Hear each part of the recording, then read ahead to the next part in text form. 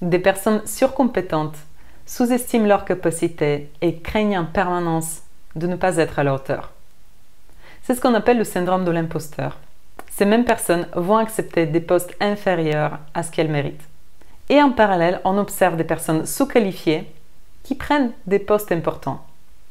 D'où est-ce que ça vient et comment la science explique le syndrome de l'imposteur?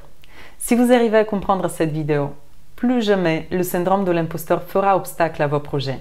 C'est indispensable de comprendre ce mécanisme que notre cerveau a naturellement. Et d'autant plus si vous êtes quelqu'un qui a eu tendance à faire beaucoup d'études. Vous allez comprendre pourquoi. Bonjour, je m'appelle Biliana, je suis docteur en sciences et coach professionnel. J'adore les neurosciences et presque tous les mois je participe dans des études cliniques pour exposer mon cerveau à des protocoles extrêmes de recherche et comprendre mieux comment ça fonctionne à l'intérieur de moi.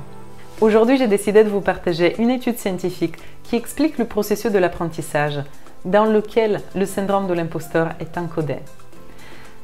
Restez attentifs parce que si vous êtes quelqu'un qui a tendance à aimer apprendre des choses, vous êtes potentiellement amené à vivre plus souvent le syndrome de l'imposteur. Et c'est important de le connaître pour ne pas se faire piéger.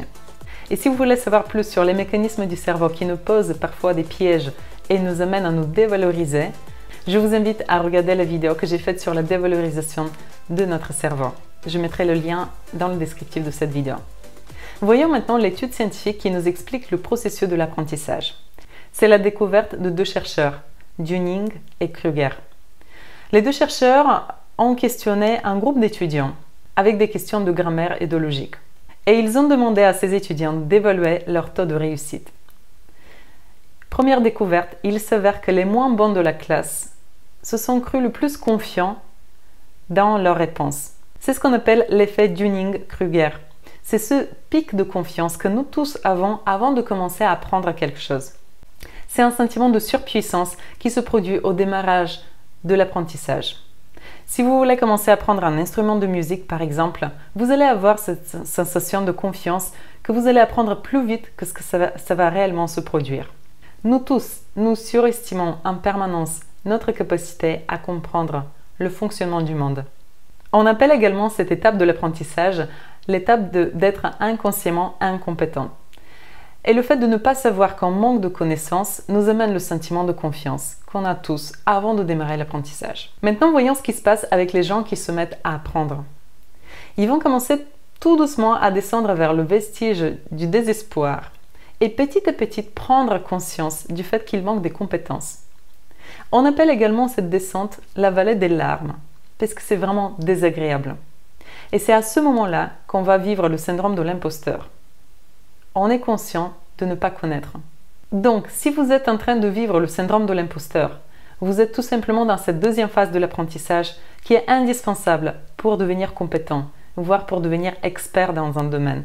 Si ce sentiment devient bloquant pour vous, rappelez-vous tout simplement que c'est le processus naturel et remerciez-vous du fait d'être en train d'apprendre quelque chose que vous ne connaissez pas.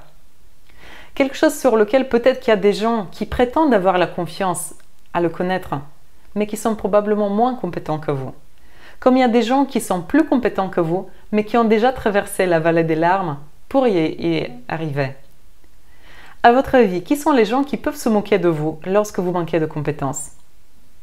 Ce n'est pas ceux qui ont déjà traversé la vallée des larmes. Ils connaissent la sensation.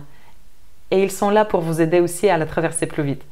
Si jamais vous vous retrouvez face à des gens qui se moquent de votre manque de compétences, sachez que ce sont probablement des gens qui ne savent pas encore gérer ce que vous êtes en train d'apprendre.